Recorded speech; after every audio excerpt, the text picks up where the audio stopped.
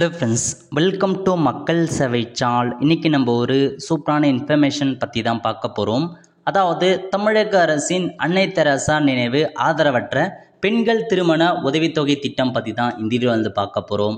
இந்த video skip பண்ணாமல் ஃபுல்லாக பாருங்கள். அது மட்டும் அல்ல, இந்த வீடியோ நிறைய பேருக்கு ஷேர் பண்ணுங்க. ஓகே, தமிழகத்தில் பல்வேறு வகையான திருமண நிதி உதவி திட்டம் வந்து பார்த்தா செயல்பட்டு வராங்க.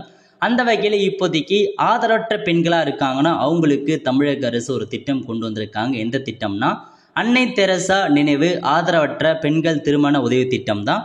இந்த திட்டத்துக்கு யாரெல்லாம் அப்ளை பண்ணலாம் அதை பற்றி பார்க்கலாம். ஓகே, இந்த திட்டத்தின் கீழ் பயன்பெறுவதற்கு வயது, வருமான உச்சவரம்பு, குறைந்தபட்ச கல்வி தகுதி எதுவுமே இல்லை அப்படின்னு மென்ஷன் பண்ணியிருக்காங்க. இந்த ஸ்கீம் மூலமாக நீங்கள் திருமண உதவித்தொகை பெற போகிறீங்க அப்படின்னா உங்களுக்கு ஏஜ் லிமிட்டோ வருமான வயதோ எதுவுமே தேவையில்ல அப்படின்றத மென்ஷன் பண்ணியிருக்காங்க. ஏஜும் தேவையில்ல, வருமான லிமிட்டும் தேவையில்ல, கல்வி தகுதி எதுவுமே தேவையில்ல. ஸோ நீங்கள் ஆதரவற்ற பெண்களாக இருக்கீங்க அப்படின்னாவே தாராளமாக நீங்கள் அப்ளை பண்ணலாம். ஓகே, நெக்ஸ்ட் எவ்வளோ அமௌண்ட் கொடுக்குறாங்க அப்படின்னா, பட்டதாரி அல்லாதவர்கள் நீங்கள் வந்து பார்த்தா பட்டப்படிப்பு டிகிரி வந்து முடிக்காமல் இருக்கீங்க, அதுக்குள்ளே இருக்கீங்க அப்படின்னா ரூபாய் 25,000 கொடுக்குறாங்க மற்றும் 8 கிராம் தங்க நாணயம் வந்து ப்ரொவைட் பண்ணுறாங்க. நீங்கள் பட்டப்படிப்பு முடிச்சிருக்கீங்க, டிகிரி முடிச்சிருக்கீங்க அப்படின்னா 50,000 கொடுக்குறாங்க மற்றும் 8 கிராம் தங்கம் வந்து ப்ரொவைட் பண்ணுறாங்க. ஸோ இதான் உங்களுக்கான பேசிக்காக உங்களுக்கான அமௌண்ட் வந்து ப்ரொவைட் பண்ணுறாங்க ஸ்கீம் மூலமாக. விண்ணப்பங்களை திருமணத்திற்கு 40 நாட்களுக்கு முன்பாக அளிக்கப்பட வேண்டும் அப்படின்றத சொல்லியிருக்காங்க. ஸோ நீங்கள் அப்ளை பண்ண போகிறீங்க அப்படின்னா நீங்கள் எப்போ திருமணம் ஆகுதோ அதுக்கு 40 நாட்களுக்கு முன்னாடி நீங்கள் போயிட்டு இ-சேவை மையம் இருக்குது பாருங்கள், அங்கே நீங்கள் போயிட்டு அப்ளை பண்ணுற மாதிரி இருக்கும்.